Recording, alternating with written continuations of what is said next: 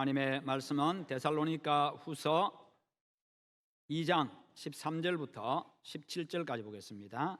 제가 먼저 한 절 봉독하겠습니다. 주께서 사랑하시는 형제들아, 우리가 항상 너희에 관하여 마땅히 하나님께 감사할 것은 하나님이 처음부터 너희를 택하사 성령의 거룩하게 하심과 진리를 믿음으로 구원을 받게 하심이니, 이를 위하여 우리의 복음으로 너희를 부르사 우리 주 예수 그리스도의 영광을 얻게 하려 하심이니라.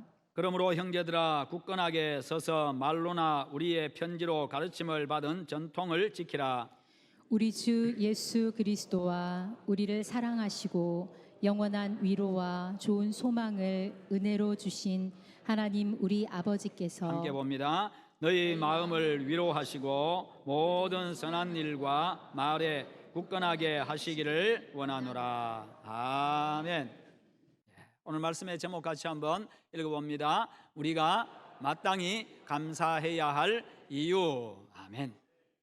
우리에겐 감사거리가 참 많습니다. 그 감사거리들을 생각하면서 늘 감사하고 마땅히 감사하는 여러분 되시기를 축원합니다. 자기 이름, 당신 별명이 뭐요? 라고 물으면 내 별명은 감사입니다. 그렇게 할 수 있도록 한번 해보십시다. 그리스도인이라고 하는 것은요, 그리스도를 믿는 사람, 예수님이 나의 유일한 구원자임을 믿는 사람, 그리고 그 예수님이 진리인 줄 알고 그분의 말씀이 진리인 줄 알고 그분의 말씀을 따르는 사람, 그분이 가신 그 길을 따라가는 사람, 그리고 그분을 닮은 사람, 그들을 두고 그리스도인이라고 이야기를 합니다. 예수님의 삶은요, 사랑과 공의였습니다. 그리고 용서의 삶이었습니다. 예수님의 성품은 온유함이었고 인자하심이었습니다. 예수님의 인격은 겸손이었습니다. 그것에 대해 가지고 예수님은 늘 감사하시는 분이었습니다. 물 한 모금에도 감사하신 분이었고, 보리떡 5개, 물고기 2마리를 가지고도 하나님 앞에 무한 감사하신 분이었습니다. 거기에 대해 가지고 우리가 이해할 수 없는 십자가를 앞에 두고도 당신의 죽음을 앞에 두고도 하나님 앞에 감사하신 분이었습니다. 여러분, 이 시대는 감사를 모르는 시대입니다. 다른 사람의 호의를 당연하게 생각하고 다른 사람이 친절을 베푸는 것도 당연하게 생각하는 그런 시대지요. 우리가 물건을 사러 가면 사람들이 친절하게 대해주고 입구에서 사람들이 인사도 해주고 그렇게 합니다. 그러면 우리도 친절하게 인사하고, 그게 그냥 물론 그 사람은 그냥 그것을 해가지고 벌어먹고 사는 사람이 월급을 받습니다만, 그럼에도 불구하고 우리는 그렇게 또 감사하고 함께 친절을 베풀고 그렇게 해야 합니다. 그렇게 감사가 없는 시대다 보니까요, 주어진 환경과 형편에 대해서는 너무 불평이 많고 원망이 많습니다. 감사의 조건보다는 불평할 조건들을 너무 많이 찾습니다. 좋은 면보다는 안 좋은 면을 자꾸 찾으려고 하고, 이거는 99개는 좋은데 이게 한 개가 안 좋단 말이지. 그렇게 한다는 거지. 99개 좋으면 그것으로 기뻐하고 감사하고 좋아해야 되는데, 한 가지 안 좋은 것 가지고 그것 때문에 불평하고 그것 때문에 화내고 그것 때문에 그렇게 원망한다는 겁니다. 그것 때문에 비난한다는 것이죠. 이게 오늘날의 모습입니다. 그래서 항상 이렇게 우리가 우리의 마음에 항상 좋은 것 먼저 보고 감사거리를 찾아서 감사하고 그렇게 해야 합니다. 잘 되는 것은 자기가 잘해서 그렇고, 못 되는 것은 부모 탓이고 조상 탓이고 환경 탓이고. 여러분, 어떤 사람은 이야기했습니다. 감사를 모르는 사회는 희망이 없다. 감사를 모르는 사회는 희망이 없다. 여러분, 내 옆에 사람이 앉아있는 것 이 자체가 감사거리입니다. 인사 한번 합시다. 내 옆에 앉아주셔서 감사합니다. 내가 앉기만 앉으면 다 도망간다고 생각해 보세요. 어떻게 살겠어요? 잘 앉아있다고 내가만 가면 다 도망가 버리면 어떻게 살겠어요, 사람이? 그렇잖아요. 앉아있으니까 내 옆에 가서 앉아주고, 내가 옆에 가서 앉아도 가만히 앉아있고, 얼마나 감사한 일이에요. 교회 오니까 반가이 맞이해주고, 오니까 밥까지 주고 얼마나 감사한 일이에요. 돌아보면 전부 감사할 거리밖에 없어요. 감사할 거리밖에 없어요.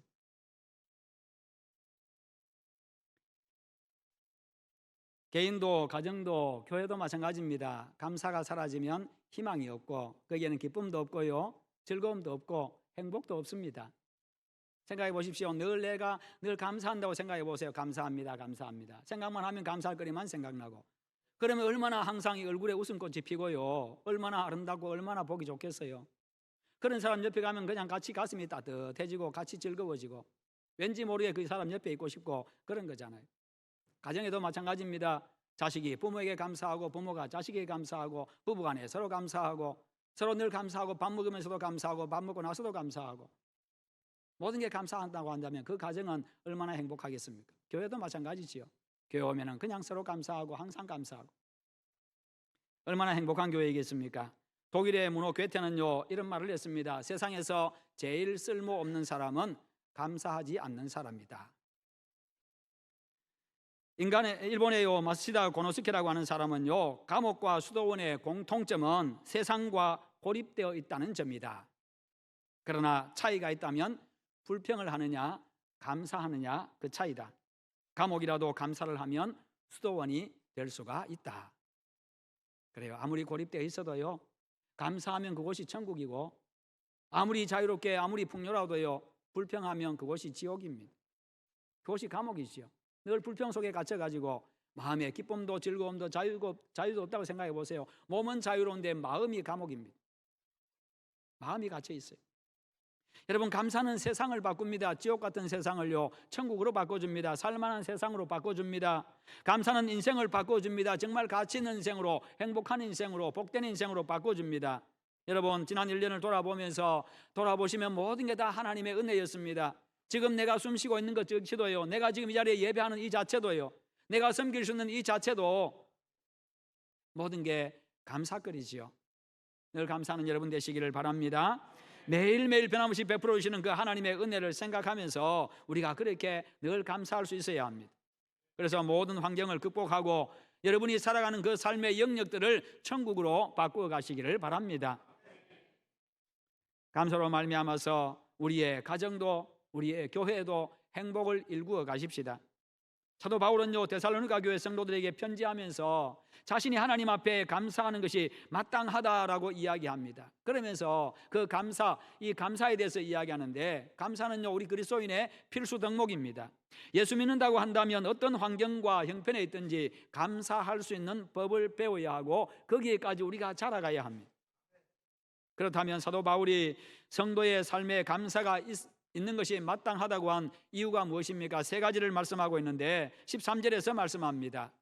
주의 사랑하시는 형제들아, 우리가 항상 너희를 위하여 마땅히 하나님께 감사할 것은 하나님이 처음부터 너희를 택하사 성령의 거룩하게 하심과 진리를 믿음으로 구원을 얻게 하심이니. 이 세 가지를 말씀합니다. 너희를 택하사 성령으로 거룩하게 하심과 진리를 믿음으로 구원을 얻게 하심이니. 하나님께서 우리를 선택하셨기 때문에 감사하는 것이요. 성도가 믿음 생활하면서 늘 감사해야 되는 것은 돈이 많기 때문도 아닙니다. 하는 일이 다 잘 되기 때문도 아니지요.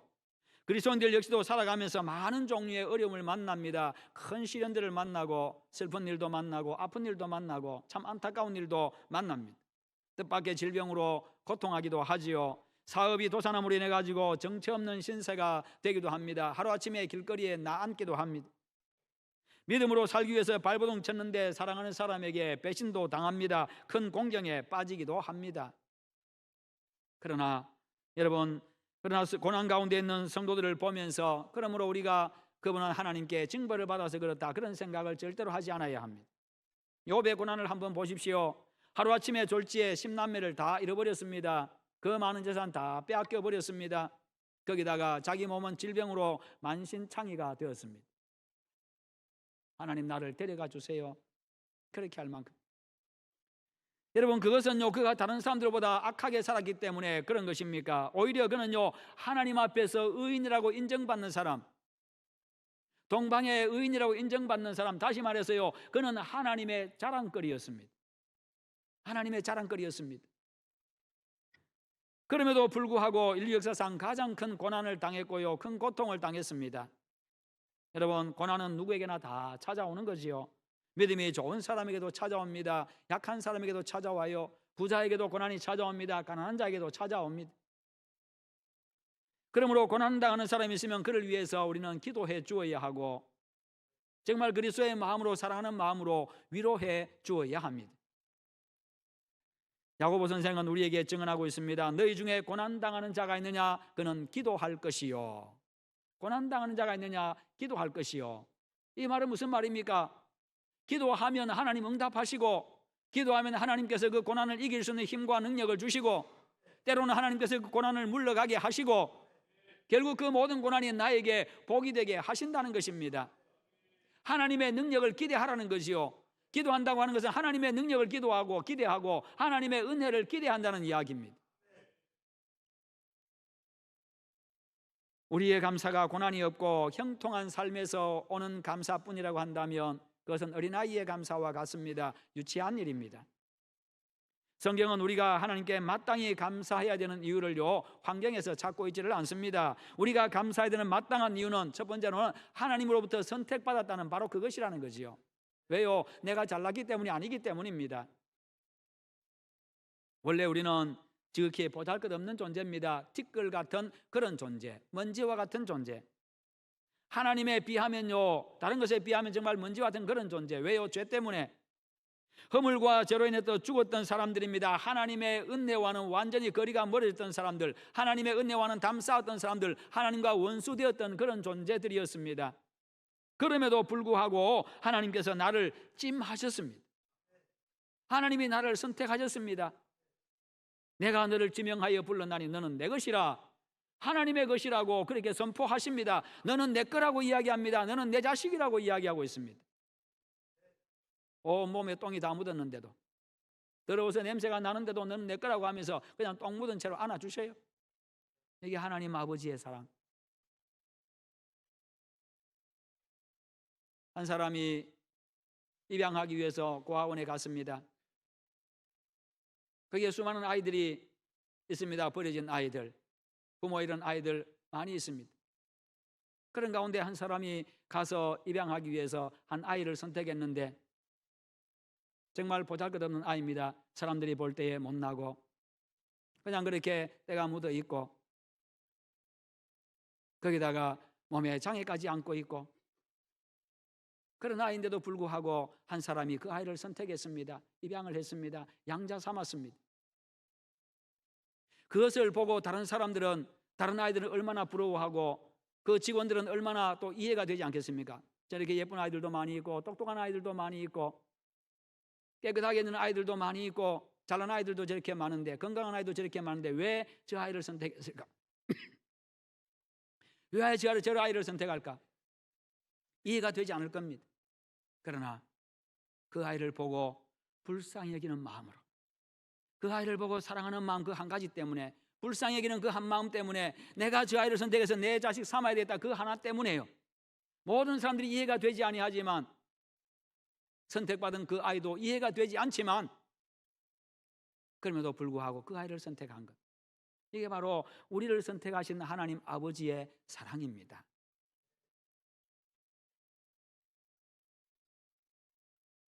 성도 여러분, 하나님은 이렇게 우리의 죄덩어리인 우리를 아무런 조건 없이 그냥 전적으로 우리를 선택해 주신 겁니다. 그러기에 그냥 감사할 수밖에 없는 거지요. 마땅히 감사할 수밖에 없는 겁니다. 그렇게 선택받은 아이가 불평하겠어요? 아니지요. 마땅히 감사하죠. 나 같은 사람을, 나 같은 아이를, 아이가 커가지고 아버지 어머니 왜 나를 선택하셨어요? 그렇게 좋은 아이들, 딱 깨끗한 아이들, 똑똑한 아이들 많은데 어떻게 나를 선택하셨어요? 그렇게 물어볼 거지요. 아니면 또 그것 때문에 불평하겠습니까? 그렇지 않잖아요. 그냥 마땅히 감사합니다. 그런데 사람은요, 입양했다가도 파양도 합니다. 버리기도 합니다만 하나님 아버지는 절대로 그렇게 하지 않습니다. 하나님 아버지의 사랑은 변함이 없습니다. 영원합니다. 한 번 선택한 자기 자식은요, 끝까지 책임지시고 보호하시는 우리 하나님 아버지. 그러기에 우리가 감사할 따름이지요. 두 번째로 성령으로 말미암아 우리를 거룩하게 하셨기 때문입니다. 그냥 그렇게 데려다가 그냥 때 묻은 채로 그냥 버려둔 게 아니라는 것이요. 똥 묻은 채로 냄새 난 채로 그냥 버려둔 게 아니라는 겁니다. 그냥 방치해두고 네 알아서 살아라, 그게 아니라는 겁니다. 깨끗하게 씻어주셨습니다. 예수 그리스도의 보혈로, 예수 그리스도의 보혈로 우리의 모든 죄들을 다 씻어주셨습니다. 온전하게 해주셨습니다. 거룩하게 해주셨습니다. 정결하게 해주셨습니다. 예수 그리스도의 보혈은요, 그 어떤 죄든지 다 씻는 능력을 가지고 있습니다. 예수님의 보혈이 덮이는 그 순간 모든 것은 다 깨끗하게 완벽하게 정리가 되는 것입니다. 그렇게 해주셨기에 우리가 감사할 따름이죠. 여러분, 신학자들은 인류 역사의 최대 사건을 두 가지로 이야기합니다. 하나는 하나님의 천지 창조요, 또 하나는 예수 그리스도를 통한 인류 구속의 사건입니다. 그러나 여기에 절대로 빠질 수 없는 것이 바로 성령의 거룩하게 하시는 사역입니다. 하나님 아버지께서, 성부 하나님께서 우리 인류, 죄악에 빠진 인류, 멸망할 우리 인류를요 구원하실 구원을 계획하셨고, 그 계획하신 가운데 그 방법이 당신의 하나밖에 없는 아들 예수님을 세상의 유일한 구원자로 보내서 우리 인간을 대신해서 십자가에 못 박혀 대신해서 죽게 하시는 바로 그 방법이었습니다. 그 계획을 하셨고, 성령께서는 그리고 그 방법대로 예수님은 순종하셔서 당신이 구원의 길이 되어주셨습니다. 하나님 아버지께 순종해서 십자가에서 당신의 목숨 내놓으셨습니다. 온갖 고난 다 당하셨습니다. 그분으로 인해서 우리의 죄가 깨끗함을 얻었습니다. 그런데 바로 그 길 대신 예수 그리스도, 유일한 구원자신 그 예수님을 바라보고 그분께 나아가고 그분을 구원자로 받아들이게 하신 것은 성령 하나님의 사역이었습니다. 성령 하나님께서 하신 일이었지요. 우리의 마음은 열게 하시고 그분을 구원자로, 나의 구원자로 받아들이게 하시고 그분을 믿고 따르게 하신 겁니다. 그래서 성부, 성자, 성령 삼위 하나님의 사역은 뗄래야 뗄 수가 없는 사역입니다. 다 합해서 우리를 구원하신 그 구원의 은혜지. 여러분, 그 은혜에 늘 감사하시기를 축원합니다. 그런데 성령의 은사는 참 다양하게 나타납니다. 성경을 보면요, 초대교회에 많은 능력이 나타났습니다. 그리고 교회가 크게 부흥도 했습니다. 그것은 성령의 역사였습니다. 인간 베드로의 힘도 아닙니다. 인간의 어떤 능력이 아니었습니다. 베드로가 유창하게 설교를 잘해가지고 사람들의 설득을 잘해가지고 사람들에게 엄청난 어떻게 감동을 줘가지고 그렇게 한 게 아니라는 것이요, 그의 설교의 핵심은, 그의 설교의 내용은요, 지금 우리가 생각하면 별것 아니었습니다. 그러나 그것이 가장 중요한 설교지요. 너희들이 십자가에 못 박은 그 예수가 메시아다, 구원자다, 그리스도다.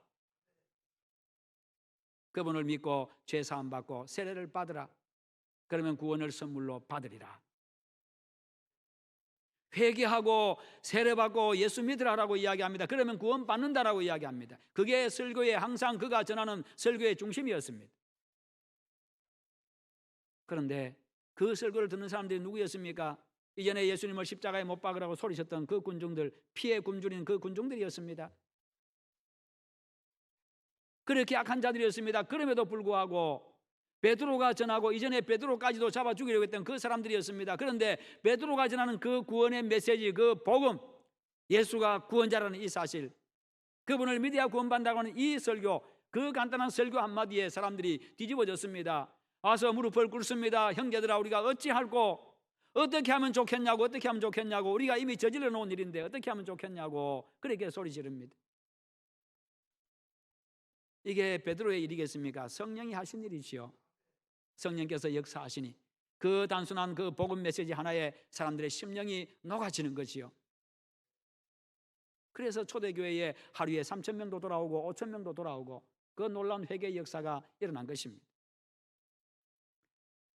그래서 이 부흥은 성령의 인도하심으로 인해 가지고 주어지는 선물입니다. 우리 교회도 그렇게 부흥되기를 원합니다.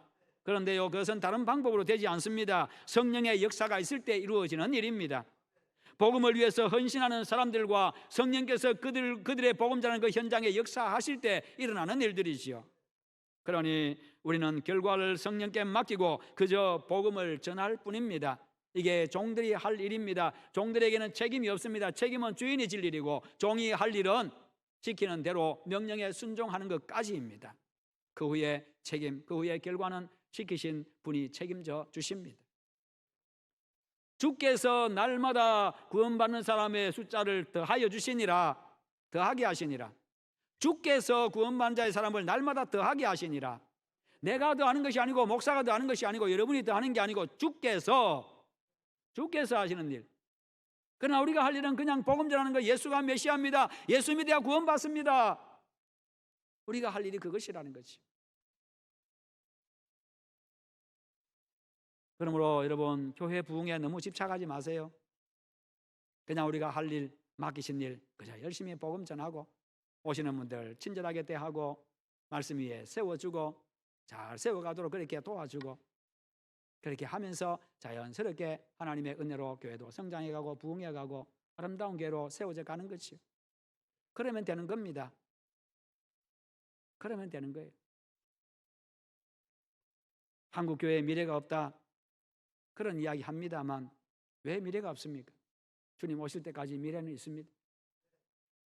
단지 주님께서 맡기신 교회의 본질적인 사명에 충실하냐 안 하냐, 주님 그것을 보실 뿐이지요. 주님 오실 때 교회에 몇 명 남아있느냐, 그거 안 보세요. 그저 우리는 교회의 사명, 예배와 복음 전파, 이 사명에 충실하면 되는 겁니다. 그냥 그 자체가 그냥 교회의 희망이지요. 그게 사라지면, 그게 없어지면 교회는 희망이 없는 겁니다. 성령이 교회를 인도하고 성령의 인도하심 앞에 온 교회가 복종하면요, 하나님께서 거기에 역사하시고 선물로 부흥도 주시는 겁니다.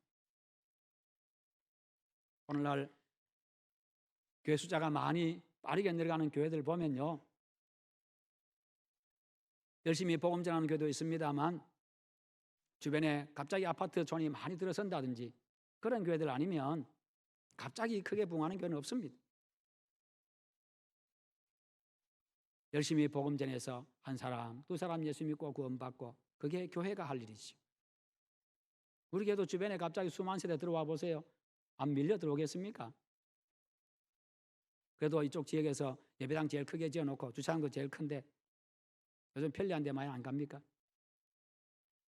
그게 중요한 게 아니라 우리가 복음 전하느냐, 정말 영혼 사랑하는 마음 가지고 열심히 복음 전하느냐, 그것을 보시고 성령께서 거기에 역사하시느냐, 그게 중요한 겁니다.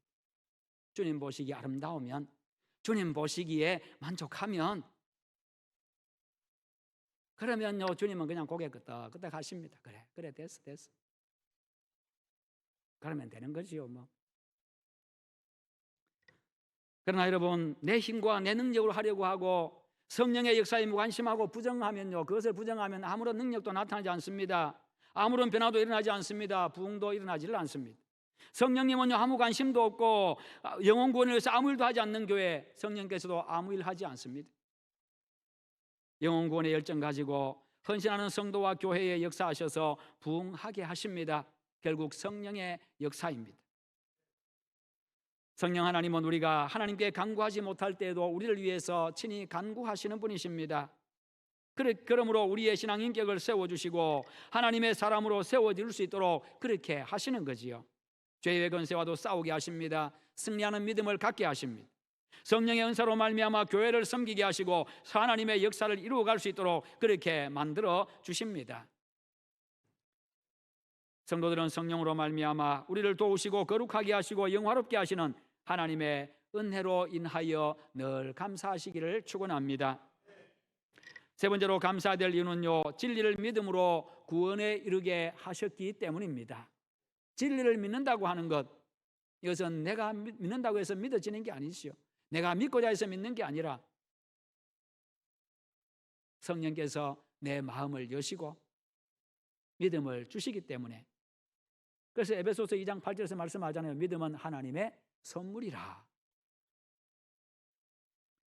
우리가 감사하면서 살아야 될 궁극적인 이유가 바로 여기에 있습니다. 우리의 구원은 내 힘이 아니에요. 내 공로가 아닙니다. 구원에 이를 만한 아무런 능력도 갖추고 있지 아니하고요, 아무런 조건도 갖추고 있지 않습니다. 전적으로 하나님이 우리를 사랑하셔가지고 독생자 예수님을 보내셨고 나 대신 십자가에 못 박혀 돌아가게 하셨고 나에게 그분을 믿는 마음을 주셨고요, 믿게 하셨기 때문에 이루어진 일입니다. 하나님의 은혜의 결과라는 것입니다. 미국의 보스턴 해변에 날마다 똑같은 시간에 똑같은 일이 벌어지고 있었습니다. 머리가 백발인 한 노인이 날마다 큰 통에다가 싱싱한 새우를 가지고 옵니다. 해변에 딱 서면요, 갑자기 친구들이 몰려듭니다. 갈매기들이 몰려듭니다. 그 노인의 친구들이었어요.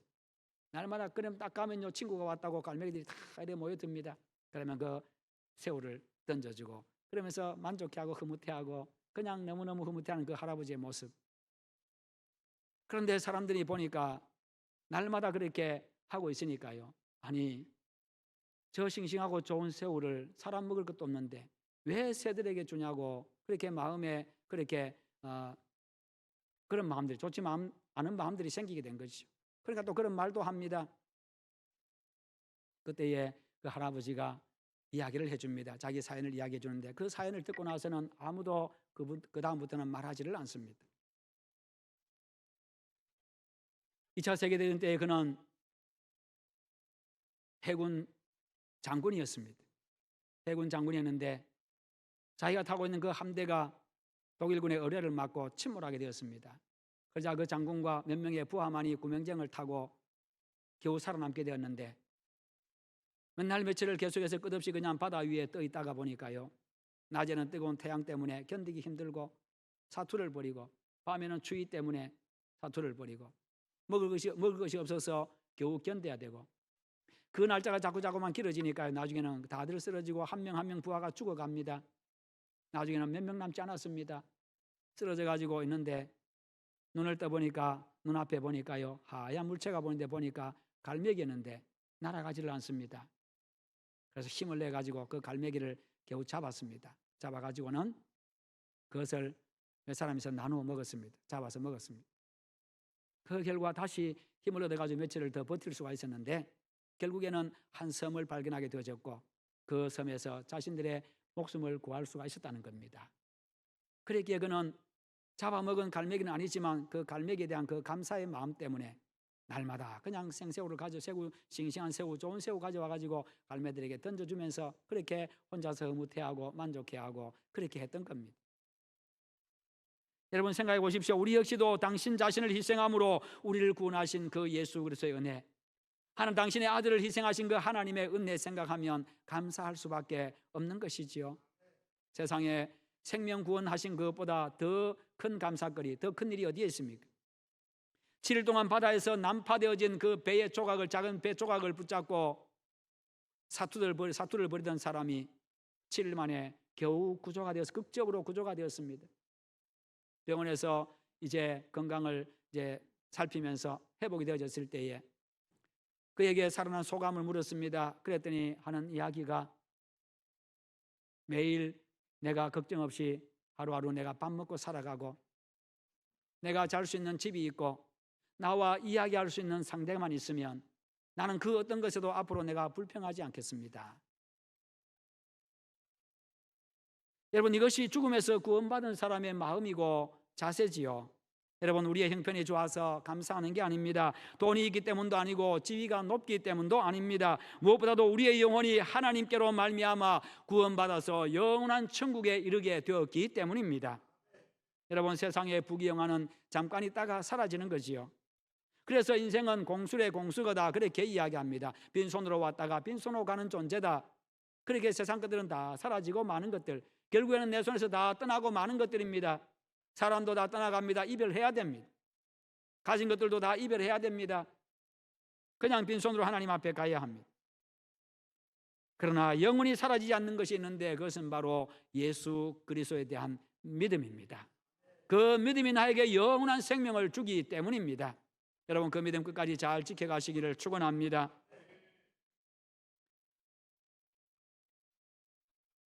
여러분 우리 힘으로는 아무도 천국에 이를 수 없습니다. 그러나 우리에게 있는 것이라고는 부족하고 온전치 못한 것들 뿐이지만 하나님은 우리를 사랑하셨고 우리에게 믿음을 주셨고 구원을 얻게 하셔서 천국을 주셨습니다. 항상 감사하십시다. 삶의 우리의 모든 시간들 속에 감사로 채워 넣으십시다. 감사의 삶에 기쁨이 있고 평안이 있고 행복이 있습니다. 감사의 삶에 풍성함이 있습니다. 은혜가 넘쳐납니다. 그래서 감사가 여러분의 인생이 되시기를 주님의 이름으로 축원합니다. 함께 기도하십시다. 통성으로 기도하실 때 하나님 내가 구원받은 그 은혜 생각하고 늘 감사하게 하시고 매일매일 우리와 함께 하시며 은혜 베푸시는 변함없는 하나님 아버지의 사랑에 늘 감사하며 살아가게 하시고 내 인생 자체가 감사가 되게 하시옵소서. 우리 다 함께 기도하겠습니다. 하나님 아버지 감사합니다. 오늘 우리에게 말씀 주심을 감사합니다. 늘 감사하는 삶이 되게 하시옵소서. 나를 구원하신 그 하나님 아버지의 사랑, 그 하나님의 은혜 생각하며 그 모든 일들에 날마다 감사하며 살아갈 수 있도록 주께서 은총을 베풀어 주시옵소서. 감사가 내 입술에서 떠나지 않게 하시고 감사의 샘이 내 마음속에서 하나님의 멈추지 않게 하시고 마르지 않게 하여 주시옵시고 우리 하나님의 감사의 찬송이 멈추지 않도록 주님 역사해 주시고 그렇게 내 인생 자체가 감사가 되게 하시옵소서. 늘 감사하는 자 마땅히 감사하는 자 되게 하시옵소서. 주여 감사합니다. 예수님의 이름으로 기도하옵나이다. 아멘. 감사합니다.